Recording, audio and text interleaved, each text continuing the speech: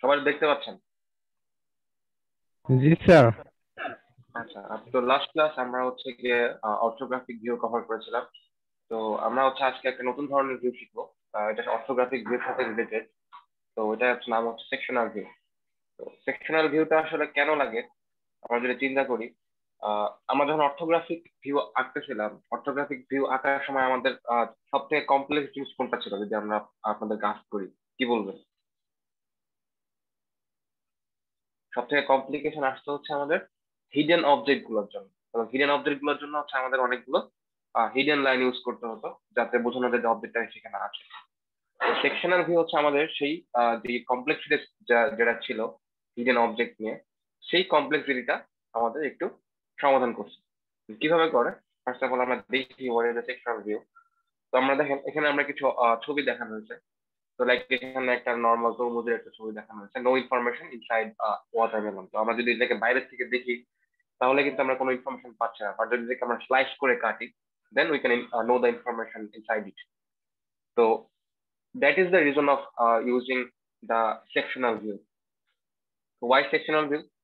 The internal hidden details of the objects are shown in orthographic view by hidden lines, যেটা আমি বলছিলাম যে orthographic ভিউতে যে হিডেন অবজেক্ট থাকে এটা আমরা বোঝানোর জন্য হিডেন লাইন ইউজ করি।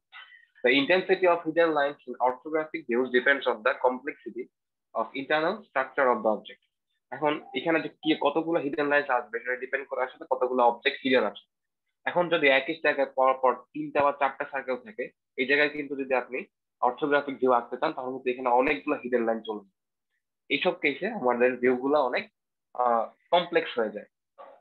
তো এটা এখানে বলছে if there are many hidden lines it is difficult to visualize the shape of the object.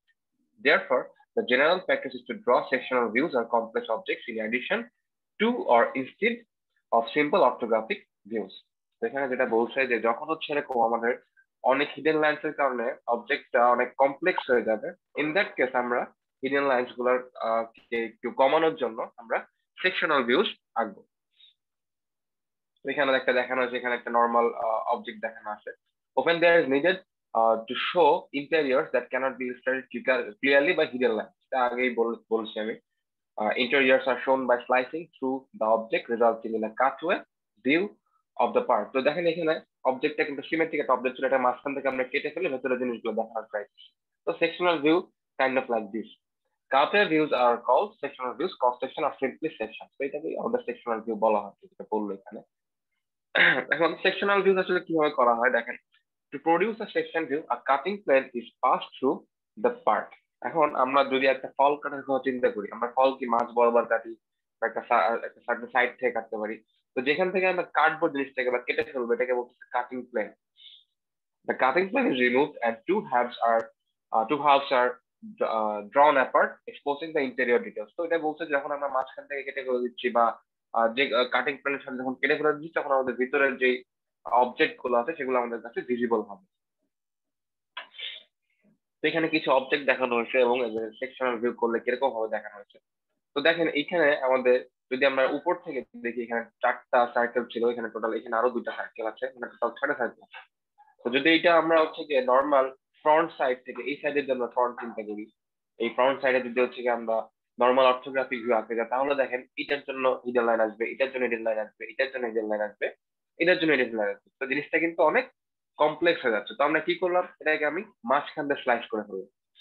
তো মাঝখান দিয়ে স্লাইস করে পরে কি হলো দেখেন, তাহলে আমার এই সার্কেলটা কাটা পড়ে গেছে এখানে, দেন এই সার্কেলটা কাটা পড়ে গেছে। তো ব্যাপারটা এরকম দেখা গেল। তো এখানে এটা করার ফলে আমাদের লাভটা হলো কি, তো এটাই হচ্ছে আমাদের সেকশনাল ভিউ এর সাথে অর্থোগ্রাফিক ভিউ এর মেইন পার্থক্য।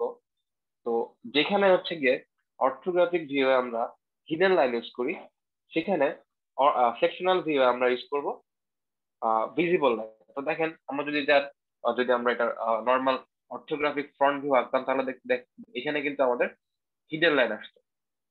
এখানে কিন্তু এখন আর হিডেন লাইন আসেনি, এখানে আমাদের ভিজিবল লাইন আসছে, আর এটা সার্কেল বোঝানোর জন্য সেন্টার লাইন। তো দেখেন similarly for this case this case. তো দেন এই যে যে প্যারালাল লাইন গুলো দেখা যাচ্ছে এটা আসলে বোঝাচ্ছে যে এখান থেকে কেটে ফেলা হয়েছে। তো আমাদের যখন আমরা ভিউ আঁকবো তখন আমাদের মাথায় রাখতে হবে অবজেক্টের কোন কোন পোর্শন কাটা পড়ছে। তো যেই যেই পোর্শন কাটা পড়ছে সেই পোর্শনটা যে কাটা পড়ছে এটা বোঝানোর জন্য আমাদেরকে এই ধরনের প্যারালাল লাইন ইউজ করতে হবে। এই লাইনগুলোকে বলে সেকশন লাইন। তো এই সেকশন লাইন অবজেক্ট ভেদে আলাদা হয়। যেরকম এখানে যে প্যারালাল ইউজ করছে, এটা মিন করতেছে এটা কাস্ট আয়রন। যদি এটা অন্যরকম হতো, এটা শেপটা অন্যরকম হতো, তাহলে এটা দ্বারা বোঝা যেত এটা আরেক ধরনের স্ট্রাকচার। তো এইভাবে বেসিক্যালি আমরা একটা সেকশনাল ভিউ আঁকতে পারি। তো সেকশনাল ভিউ আঁকার পর আমাদের যদি এটা কমপ্লিট করার পর আমরা ফ্রন্ট সেকশনাল ভিউটা আঁকি, দেখেন ব্যাপারটা এরকম দাঁড়ায়। এই যে এখানে আমাদের যেই হিডেন লাইন আসতো, হিডেন লাইনের জন্য আমরা এখানে ভিজিবল লাইন পেয়েছি, আর দেন এগুলো হচ্ছে আমাদের সেকশন লাইন। এন্ড আমরা যখন একটা সেকশনাল ভিউ এঁকে ফেলবো, ওই সেকশনাল ভিউ এর সব থেকে কাছাকাছি যেখান থেকে হচ্ছে অবজেক্টটাকে কেটে ফেলা হয়েছে বোঝা যায়, সেই ভিউটাকে আমাদেরকে দেখাতে হবে। তো দেখেন এটা আমরা কিন্তু যদি উপর থেকে দেখি, উপর থেকে দেখলে কিন্তু ভালো করে আমরা বুঝতে পারবো যে আসলে কোথা থেকে কাটা হয়েছে জিনিসটা। জিনিসটা দেখেন এরকম করে মাঝামাঝি বরাবর কেটে ফেলা। তো এইটা এইটাকে আমাদের বলা হয় যে কাটিং প্লেনটা, এই কাটিং প্লেনটা আমাদের লেয়ার মোস্ট ভিউতে দেখাতে হবে। তো এখানে আমরা ফ্রন্ট সেকশনাল ভিউ আঁকলাম, ফ্রন্ট ভিউর উপরে টপ ভিউ আছে। তো টপ ভিউতে আমরা দেখালাম যে এখানে আসলে কোন জায়গা থেকে জিনিসটাকে কেটে ফেলা হয়েছে। তো এটাকে বলা হয় কাটিং প্লেন। তো এই কাটিং প্লেন, এই জিনিসটা কিভাবে আঁকা হয় এটা আমরা দেখবো। দেন টাইপস অফ সেকশনাল ভিউ। তো সেকশনাল ভিউ কিছু টাইপের আছে, বেসিক্যালি টু টাইপস, একটা হচ্ছে ফুল সেকশনাল, আর একটা হচ্ছে হাফ সেকশনাল। তো ফুল সেকশনাল হচ্ছে আপনি অবজেক্টটা পুরা থ্রু করে চলে গেছে, মানে অবজেক্টটার ফুল পোর্শনের ভিতর দিয়ে কাটিং প্লেন চিন্তা করা হয়েছে। আর হাফ সেকশন হচ্ছে গিয়ে অনেক সময় দেখা যায় যে আমাদের অবজেক্টটা দুই সাইডে সিমেট্রিক হতে পারে, ইন দ্যাট কেস আমাদের টোটাল অবজেক্টটা না কাটতে হতে পারে, অবজেক্টে কিছু একটা পোর্শন কাটলেও আমরা হচ্ছে গিয়ে তার ভেতরে ইনফরমেশন জানতে পারি। তো এই ধরনের ভিউকে বলা হয় হাফ সেকশনাল ভিউ। তো কাটিং প্ল্যান যেটা আমি অলরেডি বলে ফেললাম, এটা জাস্ট লাইক কোথা দিয়ে চলে যাচ্ছে আমাদের কাটিং প্ল্যানটা, কোন জায়গা থেকে আমি অবজেক্টটা কাটছি সেটা হচ্ছে আমাদেরকে দেখাবে। তো এখানে আমরা দেখতেছি দ্য কাটিং প্ল্যান ইজ শোন in the view adjacent to the sectional view. আমি যেটা বললাম, সেকশনাল ভিউ এর কাছাকাছি যে ভিউটা থাকবে, যেখানে কাটিং প্ল্যান দেখানোর সুবিধা হয়, সেখানে হচ্ছে আমাদের কাটিং প্ল্যান দেখাতে হবে। তো দেখেন এখানে আমার একটা অবজেক্ট ছিল, এই অবজেক্টটাকে আমরা মাঝ থেকে কেটে ফেলছি, বাট এটা সেকশন লাইনটা এটা আমরা হচ্ছে টপ ভিউতে দেখাচ্ছি। তো এই যে আমরা যে কাটিং প্লেনটা দিব, তো আমি বললাম যে এই কাটিং প্লেনটা আকার একটা সিস্টেম আছে এবং রেশিও মেনটেন করে রাখতে হবে। তো ফার্স্ট অফ অল এটা visible line thickness 100%, and then এটা আকার সিস্টেমটা দেখেন এখানে ফার্স্টে এই যে গ্যাপ যেগুলো আছে, এই গ্যাপ গুলো হচ্ছে অ্যাপ্রক্সিমেট 1.5 মিলিমিটার। এন্ড এই যে লম্বা যে লাইন গুলো, এগুলো আপনি অ্যাপ্রক্সিমেট 20 থেকে 40 মিলিমিটার ইউজ করতে পারবেন, এটা আপনার নিজের ইচ্ছা মতো দিতে পারবেন, বাট অবশ্যই 20 to 40 রেঞ্জ থাকবে। এবং তারপরে যে গ্যাপটা সেটা হচ্ছে 1.5 mm। দেন দুইটা ড্যাশ লাইন, এই ড্যাশ লাইনের হচ্ছে 3 মিলিমিটার। তাহলে আপনার সিস্টেমটা কি আকার, আপনি 20 থেকে 40 যে কোনো একটা নেবেন, দেন 1.5 মিলিমিটার একটা ফাঁকা দিবেন, দেন 3 মিলিমিটার, দেন আবার একটা ফাঁকা দিবেন, দেন 3 মিলিমিটার, দেন আবার একটা ফাঁকা দিয়ে 20 to 40। তো এইভাবে চলতে থাকবে। এবং কাটিং প্লেনের কিছু বৈশিষ্ট্য আছে, কাটিং প্লেন দিয়ে ডিমেনশনিং করা যাবে, কাটিং প্লেন কখনো ডিমেনশনিং এর জন্য ইউজ করা যাবে না। দেন এখানে কাটিং প্লেনটা কিভাবে দেখা যায় উপর থেকে হচ্ছে নেক্সট ভিউতে যাতে এখানে দেখানো হচ্ছে। দেন সেকশন লাইন, যেটা আমি বলতেছিলাম যে অবজেক্টটা যেখানে যেখানে কাটা পড়ছে সেখানে আমাদেরকে দেখাতে হবে যে এটা এখানে আমাদের সেকশন লাইন ইউজ করতে হবে, যে এখানে অবজেক্টটা কাটা পড়ছে তা আমাকে দেখাতে হবে এই জন্য। So in the section view, the areas that would have been in actual contact with the cutting plane are shown in the section lining.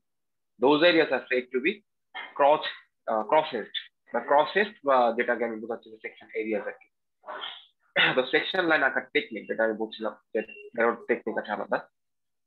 তো দেখেন এখানে হচ্ছে গিয়ে কাস্ট আয়রনের জন্য একটা সেকশন লাইন কিভাবে আঁকা আছে দেখেন, দেখেন এখানে কি বলা হচ্ছে uniformly space by interval about 2.5 millimetre. তো এখানে এটা আসলে সবার একটা স্বাধীনতা দেওয়া হচ্ছে, এখানে 1 থেকে 3 ইউজ করা যায়। তো 1 থেকে 3 ইউজ করার থেকে 2.5 ইউজ করা খুবই ভালো, এখানে 2.5 ইউজ করা হচ্ছে। দেন আপনার যেটা মাথায় রাখতে হবে, নট টু ক্লোজ টুগেদার, খুব কাছাকাছি হওয়া যাবে না। Uniformly thin, not varying in thickness, মানে একটা মোটা দিলেন আপনি অনেক, একটা অনেক চিকন দিলেন, আবার একটা হালকা করলেন, একটা গাঢ় করলেন, এই ধরনের হবে না। Distinctly thinner than visible line. তো আমাকে অবশ্যই মাথায় রাখতে হবে সেকশন লাইনের যে ভিজিবিলিটি এটা হচ্ছে ভিজিবল লাইন থেকে অনেক কম, সেকশন লাইন থেকেও কম। তো আমাদের কিন্তু ভিজিবিলিটির একটা রেশিও আছে যে সব থেকে ভিজিবল কি 100%, দেন আমরা কি সেকশন লাইন হচ্ছে গিয়ে আমাদের তার ওই অনুযায়ী 30% হওয়া উচিত, কারণ 50% হচ্ছে সেন্ট্রাল লাইন আর হচ্ছে যে 70% হচ্ছে কি আমাদের হিডেন লাইন। তো এই ধরনের আমাদের রেশিও মেনটেন করে রাখতে হবে।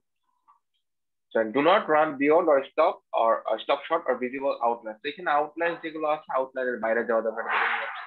এখানে বিভিন্ন ধরনের সেকশন লাইনিং ইউজ করে দেখানো হয়েছে। তো ফার্স্ট অফ অল দেখেন এই যে এটা কেন হয় না, স্পেসিং ইরেগুলার, এখানে প্যারালাল নাই ব্যাপারগুলো, লাইন টু ক্লোজ, এটা এটা হচ্ছে ভ্যারিং ইন লাইন উইথ, একটা গাঢ় একটা হালকা, এটা হচ্ছে আবার খুব ঠিক ভিজিবল লাইনের সাথে মিলে গেছে, তো এইভাবে আঁকা যাবে না। আবার দেখেন এটা পাস করে চলে গেছে বর্ডারকে, তো এই ধরনের ভাবে আঁকা যাবে না। তো এটা হচ্ছে ওয়ান টেকনিক। এখন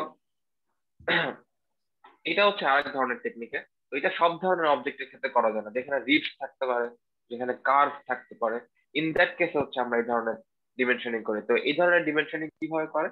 If sections lines drawn at 45 degree with horizontal would be parallel or perpendicular to a prominent visible outline, then the angle should be changed to 30 degree to 60 degree or some other angle. এখন এইখানে যে আমি একটা জিনিস বলতে ভুলে গেছিলাম, এই যে লাইনগুলো আঁকা আছে, এই লাইনগুলো প্রত্যেকটা কিন্তু এখানে 45 ডিগ্রি অ্যাঙ্গেল আছে।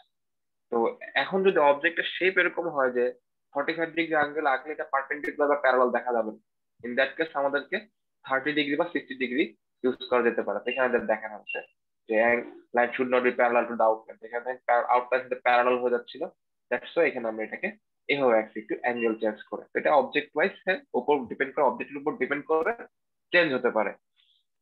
তো আমি আগের বেলা যেটা বলতেছিলাম যে বিভিন্ন এখানে একটা কারেক্ট ইনকারেক্ট দেখানো আছে, যে কিভাবে আসলে এটা কেন কারেক্ট, এটা সবগুলো ঠিক আছে, এটা ইনকারেক্ট হচ্ছে কিভাবে পারপেন্ডিকুলার ইউজ করা যাবে না, এটা হচ্ছে অবজেক্টের সাথে প্যারালাল আছে, দ্যাটস ওয়াই। দেন আমি যেটা বলছিলাম যে এক একটা অবজেক্টের জন্য আসলে এক এক ধরনের সেকশন লাইন ইউজ করা হয়। তো আমি যেটা বললাম যে কাস্ট আয়রনের জন্য এরকম প্যারালাল লাইন, যদি আমাকে বলে দেয় যে object still, in that case আমাকে এই ধরনের সেকশন লাইন ইউজ করতে হয়। যদি আমাদেরকে বলে দেয় যেটা হচ্ছে ব্রোঞ্জ বা ব্রাশ, ইন দ্যাট কেস আমাদেরকে এই ধরনের সেকশন লাইন ইউজ করতে হবে। যদি বলে দেয় এটা অ্যালুমিনিয়াম, ইন দ্যাট কেস আমাদেরকে এই ধরনের সেকশন লাইন ইউজ করতে হবে। এটা মিনস যে এই ছবিটা দেখে আমি বুঝতে পারবো যে অবজেক্টটা ছিল কাস্ট আয়রনের, বা অবজেক্টটা ছিল স্টিলের, বা অবজেক্টটা ছিল ব্রোঞ্জের। তো এখানে বিভিন্ন ধরনের কতগুলো ভিউ দেখানো হয়েছে যে কিভাবে আসলে সেকশনাল লাইন দিতে পারে। তো এখানে একটা অবজেক্টের সেকশনাল লাইন আঁকা আছে, তো এখানে দেখ কোনটা আসলে গুড ফোর এটা দেখানো হচ্ছে, আপনারা দেখবেন কেন ভুল হতে পারে, কেন ভুল হয় না, কিভাবে করলে ভালো হবে, এটা হচ্ছে আপনাদের দেখার জন্য, আপনারা দেখবেন এটা বাসায়। তো এখানে একটা অবজেক্ট দেখানো আছে, তো এই অবজেক্টটা আসলে কিভাবে আঁকা যেতে পারে সেকশনাল লাইন করে সেটাকে দেখানো হচ্ছে। তো এটা হচ্ছে, এগুলো হচ্ছে সব হচ্ছে আপনাদের প্র্যাকটিসের জন্য। আমি হচ্ছে আপনাদেরকে একটা অবজেক্ট এঁকে দেখাবো হচ্ছে কিভাবে আঁকতে হয়, আর এগুলো সব হচ্ছে আপনাদের বাসার প্র্যাকটিসের জন্য। আমি হচ্ছে গিয়ে আপনাদেরকে অ্যাসাইনমেন্টও থাকবে, তো সেগুলো আপনারা রাখবেন। আর এগুলো সব হচ্ছে আপনাদেরকে প্র্যাকটিসের জন্য জাস্ট দেখানো হয়েছে যে এটা কিভাবে আসলে করা হয়েছে। তো আপনারা যখন আজকে একটা ভিডিও দেখবো, দেন একটা আঁকার পর দেন এগুলো দেখবেন যে আসলে কিভাবে হচ্ছে, তাহলে আপনাদের কাছে জিনিসগুলো আরো ইজিয়ার হবে। সবাই কি বুঝতে পারছেন এতক্ষণ পর্যন্ত যা বলা হয়েছে? Yes sir. আচ্ছা, দেন তাহলে হচ্ছে গিয়ে আমরা আজকের যে ভিডিওটা আছে সেই ভিডিওটা হচ্ছে আমরা দেখবো। তো তার আগে আপনাদের কাছে আমার জিজ্ঞাসা যেটা, সেটা হচ্ছে গিয়ে আগের দিনে যে ক্লাসগুলো হয়েছে এবং আগের দিনের ক্লাস যেসব টপিক শেখানো হয়েছে সেগুলো কিন্তু আপনাদের ভালো করে আয়ত্তে থাকতে হবে। কারণ আজকে আমি যেহেতু একটু আপডেটেড জিনিস শেখাবো আগের দিনের থেকে, অবশ্যই আমি আগের দিনের জিনিস কন্টিনিউ করবো না। তো আগের দিনের জিনিস কিন্তু আপনাদেরকে কমপ্লিট করতে হবে, এই জন্য হচ্ছে আপনাদেরকে অ্যাসাইনমেন্ট গুলো দেওয়া হয়।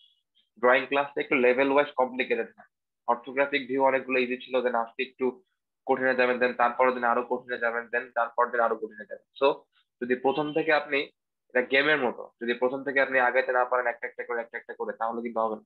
লেভেল ওয়াইজ আরো কঠিন হয়ে যাবে, আপনি একবারে যে হার্ড লেভেল পারবেন না।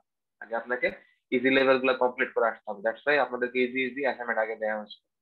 তো আগের দিনের জিনিসগুলো অবশ্যই ক্লিয়ার থাকতে হবে, দেন হচ্ছে কি আপনি সেকশনাল ভিউ শুরু করবেন। ঠিক আছে?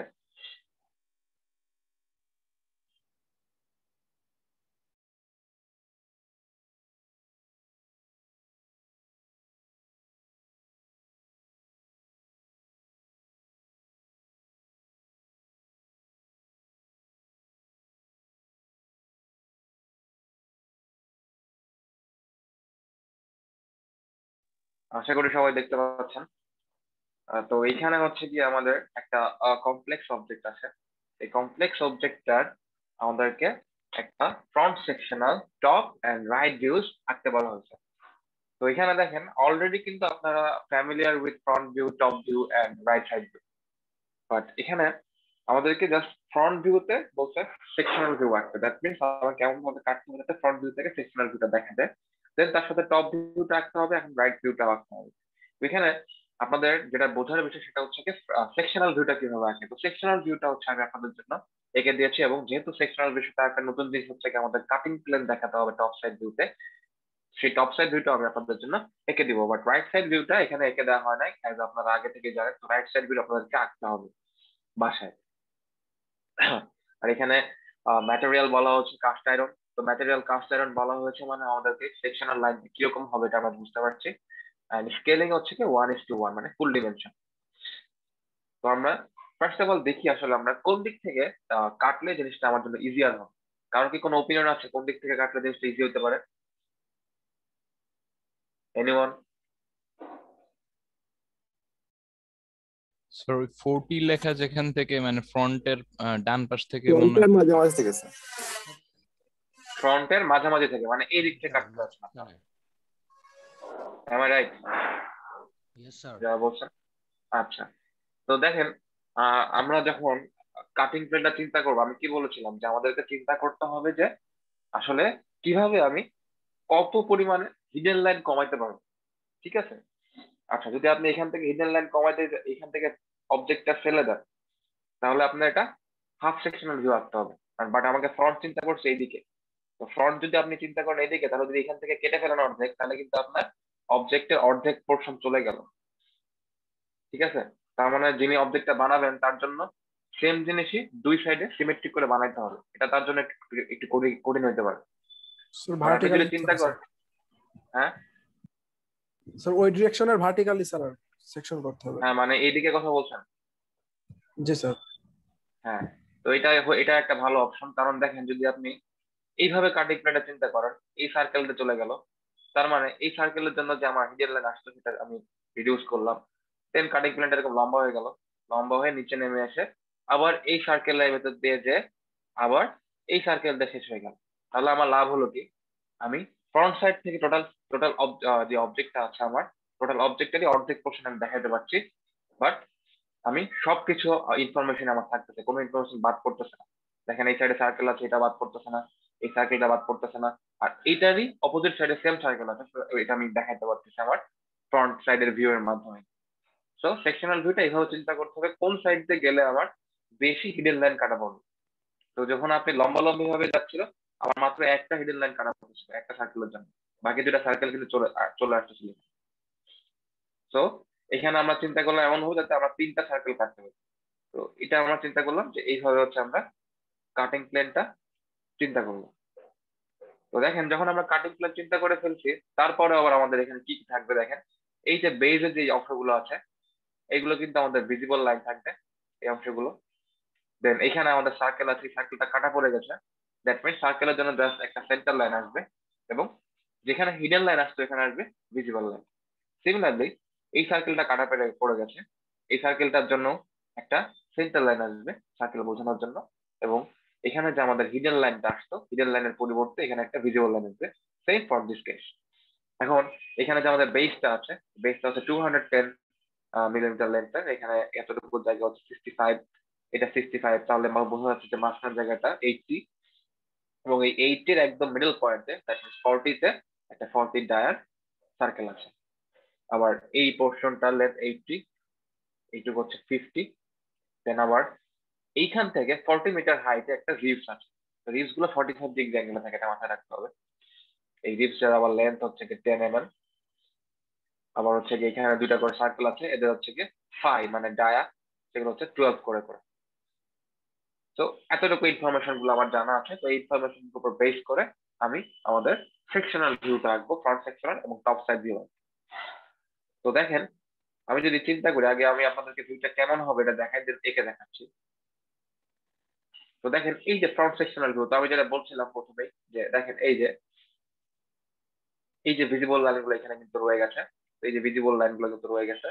দেন আমি যেটা বলতেছিলাম যে এখানে দুইটা সার্কেল ছিল, এই দুইটা সার্কেলের পরিবর্তে যে দুইটা হিডেন লাইনের পরিবর্তে এখানে হচ্ছে আমাদের ভিজিবল লাইন আসছে, এবং সেন্টার লাইনের জায়গায় সেন্টার লাইন আসছে।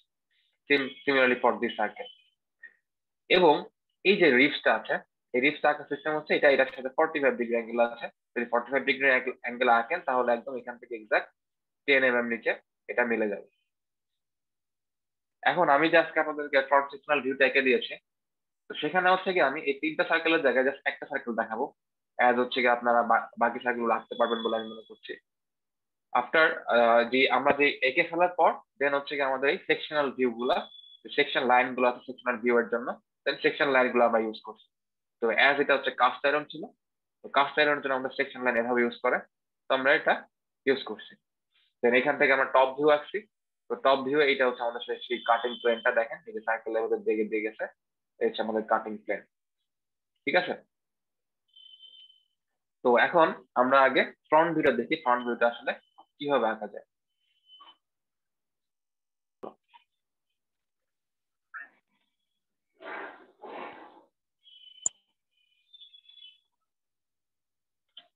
তো দেখেন এখানে আমি হচ্ছে গিয়ে সেই ফিলেটটা আঁকতেছি।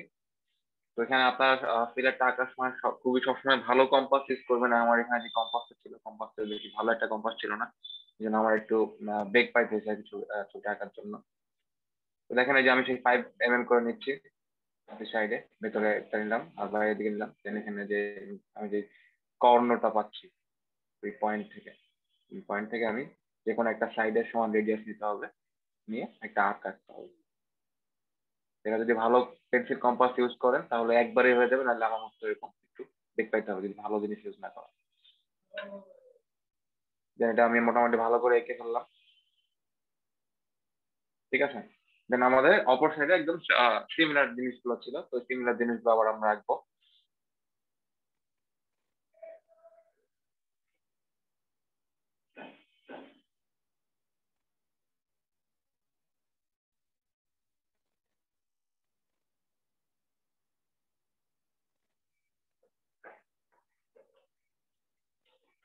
তো এখানেও কিন্তু একটা ফিলেট আছে, তো সেই ফিলেটটা আমাদেরকে আঁকতে হবে।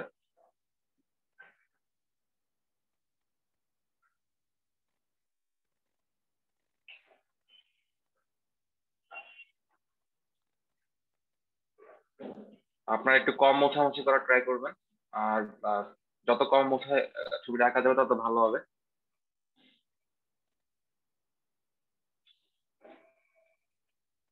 তো মোটামুটি এই যে আমাদের যে ভিজিবল লাইন যেগুলো ছিল সেগুলো আমাদের আঁকা হয়ে গেল।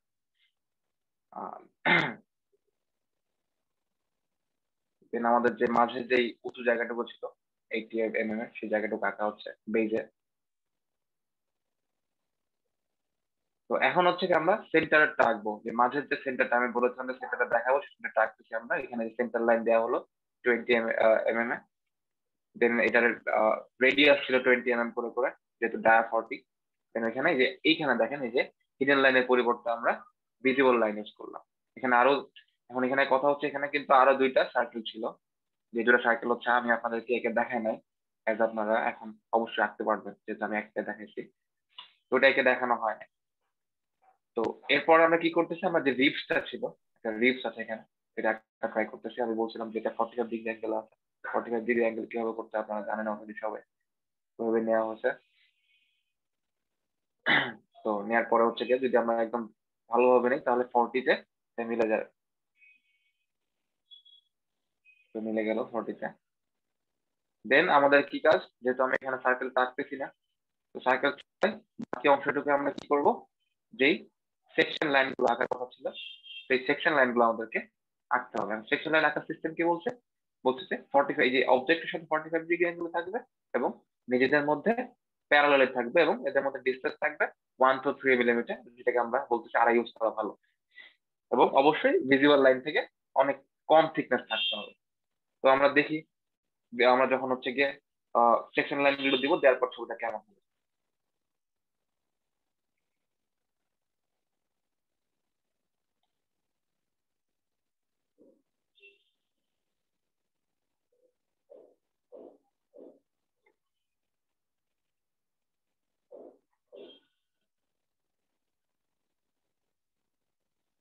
তো দেখেন আমি সেকশন লাইন গুলো দিয়ে ফেলছি, যেহেতু এটা কাস্ট আয়রন ছিল তো প্যারালাল লাইন গুলো দেওয়া হয়েছে এভাবে।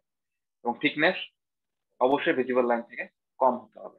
তো এখানে কিন্তু আমি সার্কেল আঁকি নাই বলে কিন্তু এখানে একটু ইজিলি দিয়ে ফেলছি আমি, বাট সার্কেলের জন্য কিন্তু এখানে সেকশন লাইনে ব্রেক আসবে।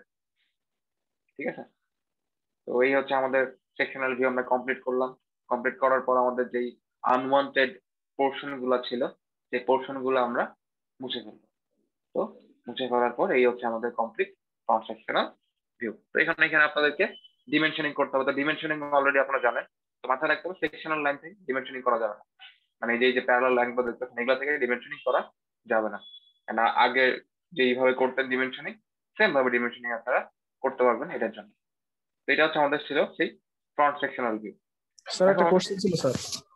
হ্যাঁ বলেন। সেন্টার লাইন স্যার হলো ভিজিবল লাইন ক্রস করলে তো কোনো সমস্যা হবে না, যেটা আঁকলেন ওটা মিডিলে সেন্টার লাইন। ওটা যদি আমি ডিমেনশনিং এর জন্য ইউজ করি তখন করা যায়। তো ওটা আমি আঁকছিলাম ডিমেনশনিং করবো আর কি জন্য আঁকছিলাম। আমাদের ক্ষেত্রে স্যার এটা তাহলে মুছে দেবো যদি? হ্যাঁ, যদি আপনি ডিমেনশনিং না করেন তাহলে মুছে দেওয়া ভালো। ঠিক আছে স্যার। ঠিক আছে, আচ্ছা। তো এই ছিল আমাদের ফ্রন্ট ভিউ বা ফ্রন্ট সেকশনাল ভিউ। এখন ফ্রন্ট ভিউ থেকে টপ ভিউ কিভাবে আঁকতে হয় অর্থোগ্রাফিক ভিউ এর জন্য আগের দিন কিন্তু আপনাদেরকে দেখানো হয়েছে। কেউ কি বলতে পারবেন এনিওয়ান কিভাবে আঁকতে হয়? জি স্যার। Edge হ্যাঁ থেকে বলেন, স্যার প্রত্যেকটা আরেকবার বলেন, লাইনগুলো আরেকবার বলেন। টেনে এঁকে ফেলতে। এডজ থেকে লাইন দিতে হবে। আচ্ছা, প্রজেকশন লাইনের কথা মনে আছে? এজ গুলো থেকে আমরা প্রজেকশন লাইন নিব, নাম বলতে হবে প্রজেকশন লাইন। ঠিক আছে, মনে পড়ছে সবার? জি স্যার। Yes sir. জি স্যার। হ্যাঁ, তো আমরা তাহলে কি করব, আমরা হচ্ছে গিয়ে প্রত্যেকটা এজ থেকে প্রজেকশন লাইন নিব, বা প্রত্যেকটা আসলে যা যা অবজেক্টকে আমাদের দেখাতে হবে টপ ভিউয়ে ওইখান থেকে আসলে আমাদের কি নিতে হবে, প্রজেকশন লাইন আঁকতে হবে। দেন প্রজেকশন লাইন আঁকার পর জাস্ট কি আমাদের ভিউটা এমনি বের হয়ে যায়, টপ ভিউটা অনেক ইজি। আমার ফ্রন্ট ভিউ থেকে টপ ভিউ আঁকা কিন্তু অনেক ইজি, কারণ যদি আমরা ফ্রন্ট ভিউটা ঠিক করে আঁকতে পারি টপ ভিউটা অটোমেটিক্যালি বের হয়ে যায়। ঠিক আছে, আমরা দেখি আসলে কিভাবে আঁকা যায় জিনিসটা।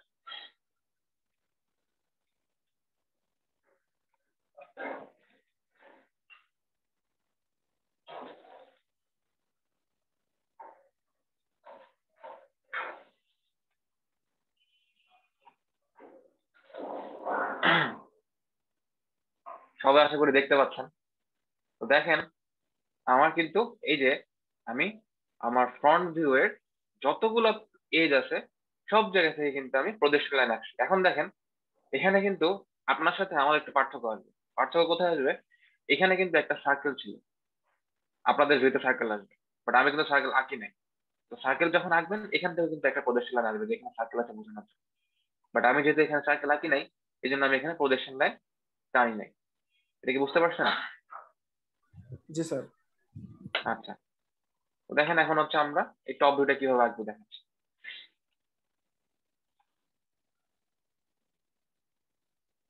তো দেখেন ফার্স্ট অফ অল আমরা কি করছি যেটা বললাম, ফার্স্ট অফ অল হচ্ছে আমরা একদম সবগুলা পয়েন্ট থেকে আমাদের প্রজেকশন লাইন নিয়ে নিছি। তো তার মানে আমরা কি দেখলাম যে আসলে আমাদের অবজেক্টটা এতটুকু জায়গা জুড়ে, কারণ আমাদের এই যে বেস টানলেন 210, তো এখান থেকে 200 বেস নিয়ে এবং আমাদের যে হাইট ছিল এটা ছিল 80, তো এই 210 আর 80 নিয়ে আমরা এটা বক্স করে ফেললাম। এখন জাস্ট আমাদেরকে বিভিন্ন জায়গায় অবজেক্ট গুলো দেখাতে হবে। তো দেন ফার্স্ট অফ অল আমরা হচ্ছে কি মাঝের যে সার্কেলটা সেটা দেখাচ্ছি। তো মাঝের সার্কেলটা কিন্তু একদম মিডল পয়েন্টে ছিল, মানে 40-তে। তো এইখানে আমি একটা মাঝামাঝি একদম সেই সার্কেলটা এঁকে দিলাম এবং ওই সার্কেলটা ডায়া ছিল 40 mm। তো ওইভাবে আঁকলাম। তো দেখেন এটা কিন্তু আমাদের জন্য আঁকা অনেক ইজি হয়েছে, অ্যাজ আমার এখানে প্রজেকশন লাইন আগে থেকে ছিল।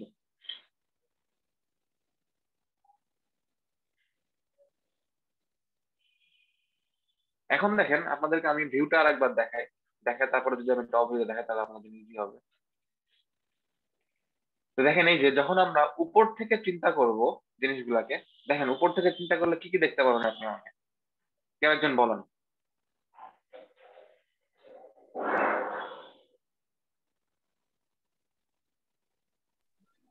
দেখেন যখন আমরা উপর থেকে তাকাচ্ছি ফার্স্ট অফ অল কি এরকম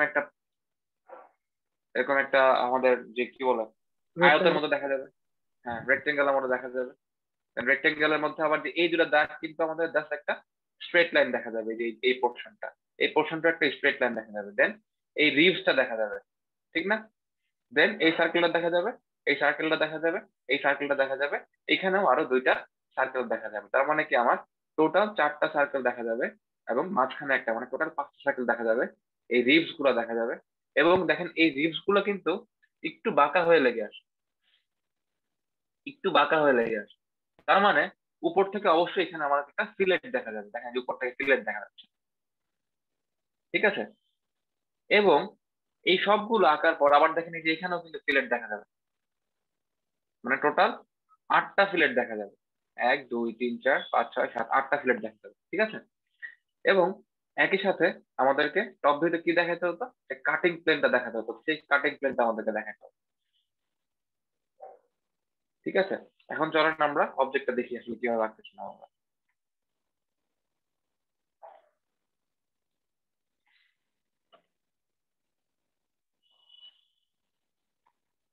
তো আমাদের যে মাঝখানে যে সার্কেলটা ছিল সেই সার্কেলটা আমরা এঁকে ফেলছি। তো সার্কেলের ক্ষেত্রে আমরা ওই যে আমাদের যে সেন্টার লাইন দিতে হয় সেন্টার লাইন দিলাম আমরা। এখন ওই যে আমাদের যেই রিপস দুটা দেখা যাচ্ছিল সেই রিপস দুটা ফার্স্টে আমরা স্ট্রেট লাইনের মাধ্যমে আঁকবো। এখন আমরা কি করব, আমাদের যেই সার্কেল গুলো দেখা যাচ্ছিল সেই সার্কেল গুলো আমরা এঁকে নিতেছি।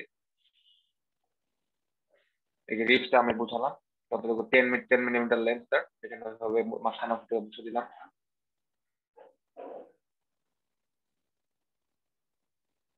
দেন আমি যে লাইনগুলো ভিজিবল করা দরকার সেই লাইনগুলো আমি ক্লিয়ার করতেছি।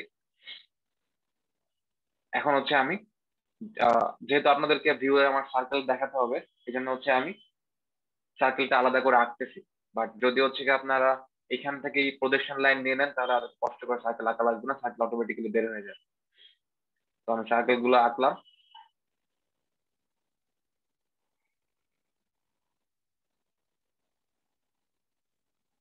তো আপনারা সার্কেল গুলো হচ্ছে কি প্রজেকশন লাইন না আঁকলে অনেক ইজিলি এবং তাড়াতাড়ি আঁকতে পারবে, এত কষ্ট করে আঁকতে হবে।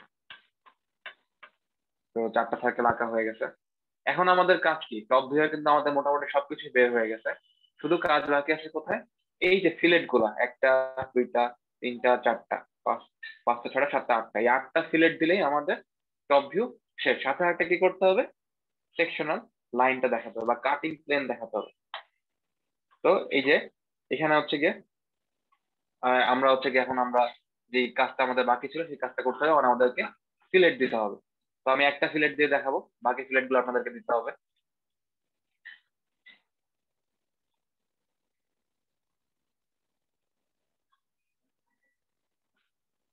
তো আমি যেটা বলতেছিলাম, একটা মিনিট শেয়ার করি স্ক্রিনটা।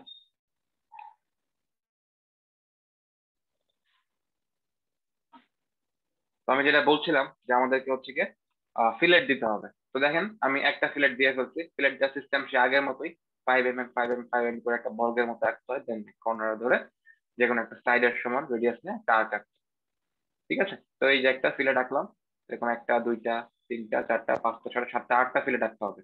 তো বাকি ফিলেট গুলা আপনারা বাসায় আঁকবেন, আমি দেখা দিচ্ছি কোথায় কোথায় আঁকতে হবে।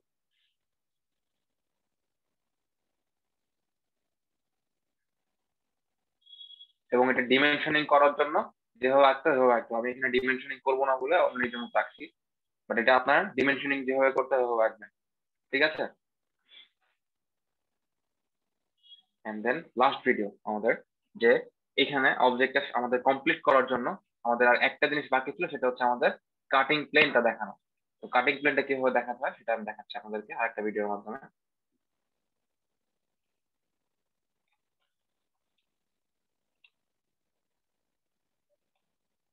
তো দেখেন এই যে আমাদের সেই কাটিং প্লেনটা, এবং কাটিং প্লেন কিভাবে দিতে হয় আমি কিন্তু আপনাদেরকে বলছি। যে বড় যে লাইনটা আছে, এই স্ট্রেট লাইনটা, সেটা হচ্ছে আমাদের 20 to 40 হতে পারে। মাঝখানে 1.5 mm গ্যাপ থাকবে, then 3, then again 3, then again 1.5 gap, then আমাদের সেই 20 to 40 mm লাইন নিয়ে আমাদেরকে কাটিং প্ল্যানটা দেখাই দিতে হবে। এই হচ্ছে কি আমাদের সেই কাটিং প্ল্যান। যদি আপনি এটা না দেখান টপ ভিউতে তাহলে কিন্তু আপনাদের ছবিটা কমপ্লিট হলো না। আফটার দ্যাট টপ ভিউ থেকে এবং ফ্রন্ট সাইড ভিউ থেকে দুই জায়গা থেকে আমরা কি নিব, প্রজেকশন লাইন নিব। প্রজেকশন লাইন গুলো যে ইন্টারসেকশন পয়েন্ট আছে সেগুলো আমরা যোগ করলে কি পাবো, রাইট সাইড ভিউ পাবো।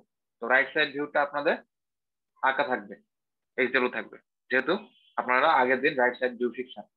আর এটার ক্ষেত্রে রাইট সাইড ভিউটা অনেক ইজি, কারণ রাইট সাইড ভিউতে কোনো ফিলেট দেখা যায় না। ঠিক আছে, তো এই হচ্ছে গিয়ে আমাদের মোটামুটি সেকশনাল ভিউ। এখন স্যার যদি কাটিং কারো কোনো প্ল্যানটা আরেকবার একটু বুঝিয়ে দিবেন? আচ্ছা, কাটিং প্ল্যান কিভাবে আঁকতে হয় এটা বোঝাবো নাকি কোথায় চিন্তা করবেন এটা বোঝাবো? স্যার ফুল কনসেপ্টটা, কাটিং প্ল্যানের কনসেপ্টটা বুঝতে পারিনি স্যার। আচ্ছা দাঁড়ো, তো এই যে একটা অবজেক্ট যেটা আমরা সেকশনাল ভিউ আঁকবো, তো এখানে বলছিলাম যে কাটিং প্ল্যান কোথায় চিন্তা করতে হবে, যেভাবে চিন্তা করলে আমি বেশি হিডেন লাইন বাদ দিতে পারবো। ঠিক আছে, তো দেখেন এটার ক্ষেত্রে আমি কাটিং প্ল্যান চিন্তা করছি এই সার্কেল দিয়ে যে, আবার এই সার্কেল দিয়ে যে, এই সার্কেলের ভিতর দিয়ে। তাহলে আমার লাভ হলো কি, আমি ফ্রন্ট সাইড থেকে টোটাল অবজেক্টের যতগুলো হিডেন লাইন আসতো তার অনেকগুলো হিডেন লাইন আমি কমাই ফেলছি। কি হবে, 3টা সার্কেল দেখা যেত টপ সাইড থেকে। তো এতটুকু আমরা কিন্তু কেটে ফেললাম। তো কেটে ফেলা মানে কি, আমার হিডেন লাইন গুলো কমে গেল।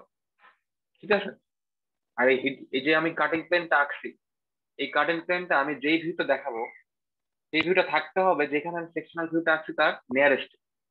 তো ফ্রন্ট সাইডের থেকে যেই আমরা এখানে যেহেতু আমরা ফ্রন্ট সেকশনাল রাখছি, তো ফ্রন্ট সাইড উপর থেকে দেখলে জিনিসটা কাটিং প্লেনটা আরো ভালোভাবে দেখা যায়।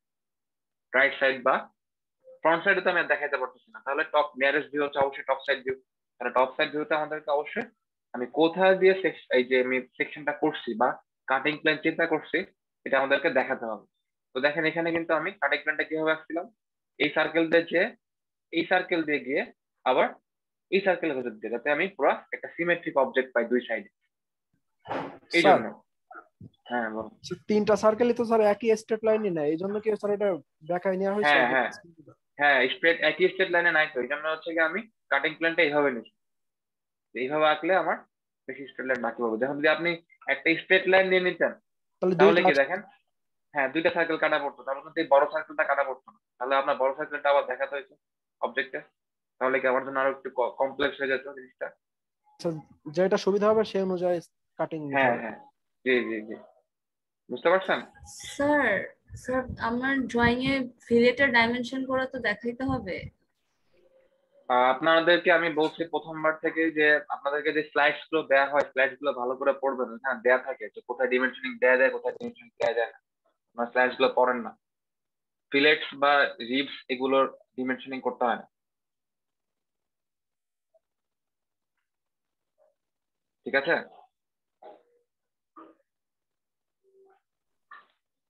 বুঝতে পারছেন? আর কারো কোনো সমস্যা? ঠিক জি আছে, স্যার। আপনাদেরকে যে স্লাইডস গুলো দেওয়া হয় একটু কষ্ট করে ছবিটা আঁকার আগে অবশ্যই স্লাইডস গুলো ভালো করে পড়বেন। আপনাদের যত কোয়েরি আছে, যত ইনফরমেশন লাগবে সব স্লাইডে দিয়ে দেওয়া। আপনার কাছে একটু স্লাইডটা পড়ে তারপরে ছবিটা আঁকবেন। ঠিক আছে,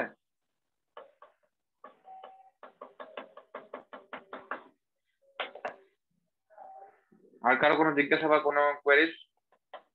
স্যার অ্যাসাইনমেন্ট ছাড়া আমাদের যাদের হলো জমা হয়নি ওইটা কি স্যার ডিলিট করে আবার করবো নাকি স্যার ওইটা থাকা অবস্থায় রাখবো? আচ্ছা, আপনাদের যেটা হচ্ছে গিয়ে আমি বলি, আপনারা গুগল ক্লাসরুমে যাবেন, যদি দেখেন যে আপনার সাবমিট হয়ে গেছে তাহলে আপনার এখানে সাবমিট করার আর অপশন পাবেন না। ঠিক আছে, যদি সাবমিট হয়ে যায় তাহলে আমি আরেকবার চেক করব, চেক করে আপনারা যদি সাবমিট করে থাকেন তাহলে আমি অবশ্যই পাবো এটা। আর যদি দেখেন যে সাবমিটই করেন না তাহলে সাবমিট করে দিন। স্যার ওটা ওখানে লেখা স্যার হ্যান্ডেড ইন, স্যার মানে দেয়া হয়ে গেছে স্যার। তা হ্যাঁ কিন্তু সাইন ইন হ্যান্ড ইন, ঠিক আছে, তার মানে আপনার সাবমিট হয়েছে। আমি আপনারা চেক করতেছি আবার, সমস্যা নেই। 45 মনে আছে আমার, 45 আর স্যার 48। স্যার আমিও এখন আবার দ্বিতীয়বার করেছি স্যার, একটু চেক করতেন স্যার। 32 রোল গুলো জি বল, স্যার, দাদা চেক করতে হবে, 32 পড়াটা স্যার। চেক করব। 32 45 আর 8 7 স্যার, একটু লেট সাবমিশন। 32 40 কত বলছেন? 27 স্যার, লেট সাবমিশন। 47 তারপরে 48 স্যার। 48 তারপরে 27 বলছেন কি কেউ? জি স্যার, জি স্যার। 27 আর কেউ? স্যার 29 29 আর কেউ? স্যার 29 ফার্স্টেরটা করছিলাম, থার্ডটা করেছিলাম না। আচ্ছা ঠিক আছে, এক মিনিট। দেন আর কেউ?